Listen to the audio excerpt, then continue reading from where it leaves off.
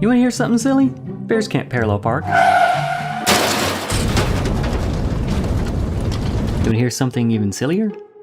Darwin thought that bears could turn into whales. Back in the 1800s, when Darwin first published The Origin of Species, this is exactly what he said. And he was brutally mocked by scientists of his day for thinking something so ridiculous. He even retracted the idea from later editions of his book. But here's the kicker. Scientists of today think essentially the same thing. Stupid Darwin thinks bears could have turned into whales. How ridiculous. Everyone knows these wolf, pig, weasel, hippo things are what turned into whales. My, how the tables have turned. Back in the 80s and the 90s, a series of fossils were found that rocked the evolutionary landscape. Paleontologists thought that they had found a clear transitional series of fossils documenting the evolution of whales. University of Chicago evolutionary biologist Jerry Coyne says in his book Why Evolution is True, whales happen to have an excellent fossil record, courtesy of their aquatic habits and robust, easily fossilized bones. This is one of our best examples of an evolutionary transition. Wow, one of the best. Let's take a look at the story behind whale evolution. Is it a good argument or not? So according to Coyne, whale evolution is such great evidence since we have a chronologically ordered series of fossils, and it goes something like this. The sequence begins with a raccoon-sized animal called Indohyus, living 48 million years ago. 52 million years ago, we see a wolf-sized creature called Pakicetus, which is a bit more whale-like than Indohyus. At 50 million years ago, there's the remarkable Ambulocetus. Rhodocetus, 47 million years ago, is even more aquatic. Finally, at 40 million years ago, we find the fossils of Basilosaurus and Dorodon, before we have our modern whales. Let's take a look a little bit closer at this chronologically ordered series of fossils. If you're paying attention, you might be thinking something fishy is going on here, but no, you'd be wrong. That would not be a bad pun because whales are mammals, not fish. But also, yes, something mammally was going on here. Granting the standard Darwinian dates for these fossils, Indohyus is dated as far younger than his supposed descendants, and he's not the only one, more on that later. This is common practice in evolutionary analysis, to ignore where species actually show up in the fossil record and place them wherever makes Darwinian sense, creating what are called chronological inversions, or ghost lineages. Oh, that's so spooky. The fossil record often reveals fossils out of the order that they're supposed to be in. For just a couple of other examples, let's take a look at bird evolution. It's supposed to go theropod dinosaurs evolving into birds, with the fossil Archaeopteryx being evidence of this as an intermediate fossil. But the problem is he appears long before the dinosaurs he was supposed to have descended from. Evolution also got a big stick in its spokes with this guy, Tiktaalik, a fish-like creature that was for years crowned as the smoking gun transitional fossil of fish starting to go from the sea to the land. Brilliant evidence, just what they expected. Until in 2010, fossil footprints of true tetrapods were found in Poland, long before they were supposed to have evolved. And all of a sudden Tiktaalik was dethroned as a transitional fossil because again, the dates are all out of order. Hey everybody, I'd like you to meet my grandpa. Oh, so cute. Is that his name, or? No, his name is Seymour. He is my grandpa. What? Doesn't make any sense. Back to the chronologically ordered series of fossils, Basilosaurus and Dorodon are considered fully aquatic whales. They're not a transition to anything. Okay, maybe they're just trying to pad their numbers a little bit, big deal. Surely the rest of the fossils are intermediate and transitional, right? Well, that depends on how you define intermediate. In paleontology, intermediate doesn't mean what we think it means. Like my parents are intermediate between me and my Gam Gam and Pop Pop. Oh, hello, sweetie. Hi, Gam Gam. Oh my, how tall you've grown. But you're so skinny. Would you like your Gam Gam to make you a nice pot pie? You know, staying healthy is... By intermediate, paleontologists usually mean a fossil is merely morphologically intermediate. In other words, if a fossil has features of a supposed ancestor and descendant, then it is classified as an intermediate or transitional fossil. But with that definition, I would be a morphological intermediate between this jockey and this professional basketball player. But that doesn't say anything about lineage, whether I'm an ancestor or descendant of either one. We could be completely unrelated, or even chronologically out of order, that wouldn't matter. The very thing they're trying to prove, the ancestral relationship, or how they came about, is pure assumption. This is how they can say there's tons of intermediate fossils and be technically correct, while at the same time skeptics can say, yeah, there aren't really any intermediate fossils, and also be correct. The fossil evidence is so meager that Darwinists, in order to prove evolutionary ancestry, they have to use a slippery definition that no one would accept in other areas of life. But for the sake of argument, let's ignore that problem because there's another one. Is there even enough time for the transition from land to water to hypothetically take place?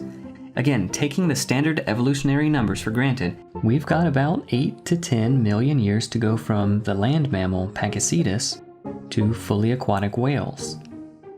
It sure seems like a whole lot of time. It's almost enough time for me to watch a Lord of the Rings marathon with someone who has a really small bladder. But is it enough time for whales to have evolved? The field of population genetics is devoted to calculating how long something like this would take. In the past, it was assumed that this was relatively simple to do, as easy as falling off a log. But more recently, scientists at Cornell University calculated how long it would take for different organisms to evolve 2 simple, beneficial mutations. For fruit flies with their relatively large population sizes and speedy generation times, it'd only take a few million years for 2 mutations to become fixed. For larger mammals like humans, who have much smaller population sizes and longer generation times, they calculated it would take over 200 million years. Again, that's only for 2 beneficial mutations. Okay, so where would whales and their supposed ancestors fall on that timescale? They're not as quick to reproduce as flies, but quicker than humans. So for 2 simple, beneficial mutations, that's supposed to take roughly 43.3 million years. So the evidence shows, using their own assumptions and calculations, that they don't even have 1/4 of the time needed for even 2 simple mutations. And it takes quite a lot of changes to go from the land to the water, it turns out, including some of these lovely attributes. Concurrent heat exchange system for intra-abdominal testes, small vertebra for vertical swimming action, tail flukes and musculature for efficient power zones, blubber, temperature insulation, modified dynamics, to nurse young underwater, fetus and breathage system for labor underwater, special lung surfactants to be able to take in air after swimming at crushing depths, organs, transformative flippers and reduction of hind limbs, reduction of pelvis and sacral vertebra, reorganization, musculature for reproductive organs, modification of the teeth, modification of eye, front water vision, hydrodynamic properties of the skin, emergency activation, mandibular fat pad with complex lipid distribution, reorganization of skull bone musculature, modification of air bone, decoupling esophagus, trachea, emergent blowhole musculature and neurological control synthesis, metabolism of isoveric acid, and more. So, how many mutations does it take to change a Pakicetus? Ooh, I know this joke. 3. 1 to hold it and 2 to turn the ladder.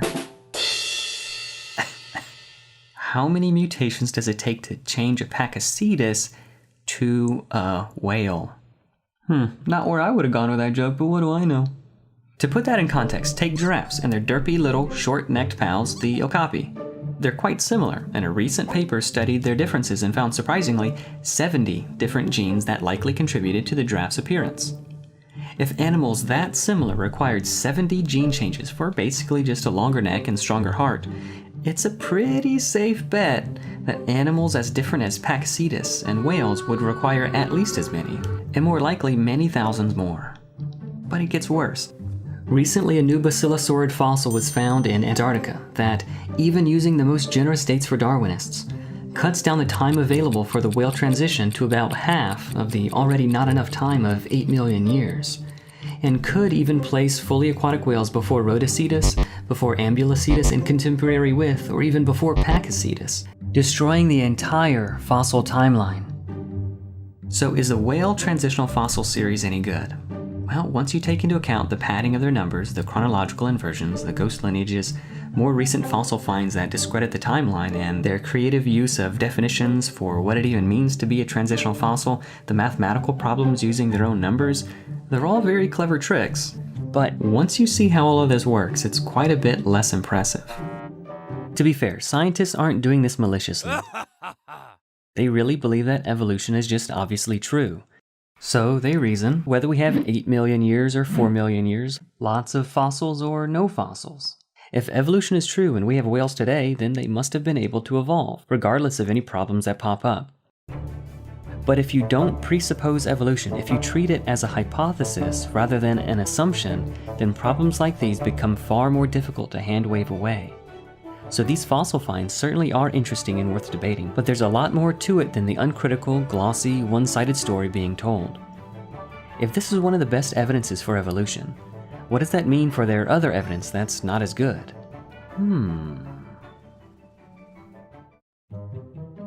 You know what? I never noticed this, but my pet bat has the same number of fingers as my pet alligator.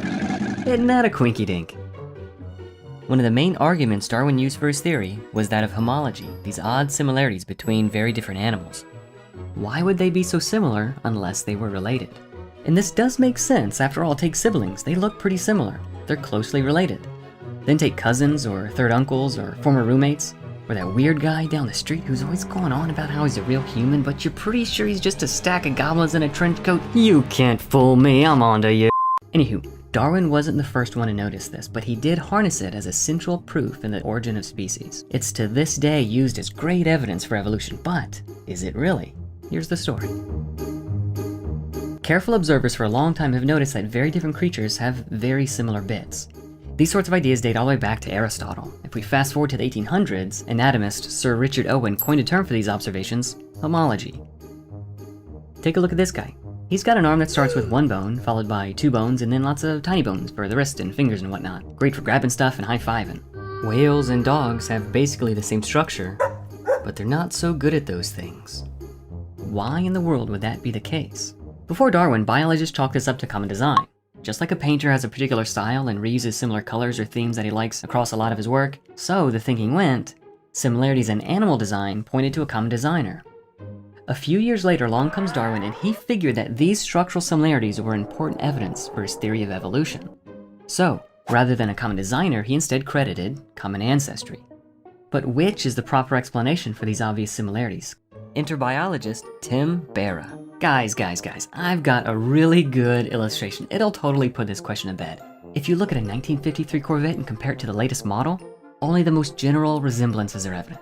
But if you compare 53 and 54 side by side and so on, the descent with modification is overwhelmingly obvious. The evidence is so solid and comprehensive that it can't be denied by reasonable people.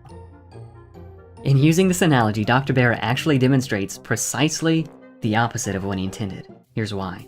A succession of even very similar forms doesn't demand common descent. It could, in this case it does, instead point to a common designer. These guys, the engineers at Chevy. Intelligent agents are free to reuse things however they want. Just like I use the same password, FluffyBunny123, for everything I do online. So the question remains open, is homology due to common design or common descent? Because the argument was so central to Darwin's case, his followers eliminated the question by simply redefining the word from simple similarity to meaning similarity due to common ancestry. They baked Darwinism into the definition of the word. Homology now typically means similarity due to common ancestry. It's a clever way to end an argument if you can get away with it, but for anybody paying attention, it's a baldly circular one. Common ancestry because common ancestry. We gotta flag all the plays, circular reasoning, illegal use of logic, 5-yard penalty, repeat the 4th grade. Oh come on, no serious biologist could possibly make that mistake. Nobody defines homology that way and then uses it as evidence for evolution. Come on, people couldn't possibly be that dumb. The circular argumentation is still regularly used in high school, even college level textbooks, and many a YouTube video. The surprising thing is that many otherwise very smart people didn't realize this. However, more and more people are seeing the problem for what it is. So what are the options in trying to solve this problem and escape the vicious circularity? Seeing their success at redefining homology, some try to redefine circular reasoning too. Alright, let's see here. Whoa, it's not circular reasoning, let's call it reciprocal illumination. Fancying up a term doesn't really change the argument. Did you order a pizza? I told you I'm making meatloaf. Oh, this isn't pizza, it's an elliptical caloric transmission device. Oh, okay. Gahoo! Wait a second. Other attempts were made to escape the circularity, but they had to give up on homology as evidence. And instead, they looked to other lines of evidence for common ancestry, namely DNA. Eyeballing bones was a bit subjective anyway. It's kind of like trying to guess what someone's thinking by looking at their face. Oh wow, I wonder why he looks so sad. You think somebody died? It's hit or miss. But if you could look deeper by, say, reading his diary, you'd be able to see what's going on with far more precision. Dear diary, today was all-you-can-eat Taco Tuesday and I forgot to wear my stretchy pants. I could only eat 7 tacos, and they forgot to add extra guac. This day couldn't get any worse. This is pretty much exactly what scientists do when sequencing DNA. They're able to move to the more objective realm of cold, hard numbers. If you look at different creatures' DNA, the rule of thumb is the more similar, the more closely related, and vice versa. Biologists expected to see a gradual branching path of DNA mutations from species to species, and they did find some success. Take for instance this little guy. He's a gene called cytochrome C. You can find a version of him in such places as your handsome or beautiful self, chimpanzees, dogs, moths, even yeast. He's one of the most commonly sequenced portions of DNA, so it's a great test case to see if the similarities hold up and point toward common ancestry. So, if we compare your cute little cytochrome C to this ugly, hairy chimpanzee cytochrome C, they look exactly alike. Weird. With dogs, there's about 90% similarity, moths, about 2/3 similar, and yeast, only about half similarity. Wow, just what we'd expect. These results must be really strong evidence of common ancestry. Whoa, no, who let you in here? Shoo, get out of here! Meet cytochrome B. He's a lot like C, except he likes to throw monkey wrenches into Darwin's expectations. He's just one example of many. If Darwinism is true, we should be able to construct a reasonably consistent family tree pretty much no matter what genes we compare. But that's far from the case. In reality, using genes like cytochrome C as evidence for common ancestry is just a good example of molecular cherry picking. Depending on what genes are used, biologists will come up with wildly different ancestry and contradictory trees of life. Comparing different animals' cytochrome B genes, scientists found cats and whales cavorting in the primate club, kicking poor little cute little tarsiers out into the cold, frogs and birds and fish carrying on together in their own strange little group, and even sea urchins masquerading as chordates. It's madness! Molecular evidence, as it turns out, does very little to support homology. It's basically a big, wet blanket for the hopeful biologists who study the field. So, homology can't be used as evidence for evolution because it assumes the very thing it's trying to prove. And when biologists try to fix it by pointing to DNA or other areas, it only further undermines the case. Now, to be fair, doing away with homology doesn't necessarily disprove Darwinism, but it is illustrative of the kind of lazy thinking that's common among many Darwinists. Bad arguments can simply get passed on uncritically. All homology proves is that scientists are just like everyone else, people, and we can be uncritical of things that we want to believe. But what about all the other lines of evidence? We've got biogeography, embryology, antibiotic resistance, whale evolution, even vestigial organs, for crying out loud. Is this kind of lazy thinking when dealing with evidence for evolution a one-off mistake in biology, or is it more pervasive? That's a great question for another video.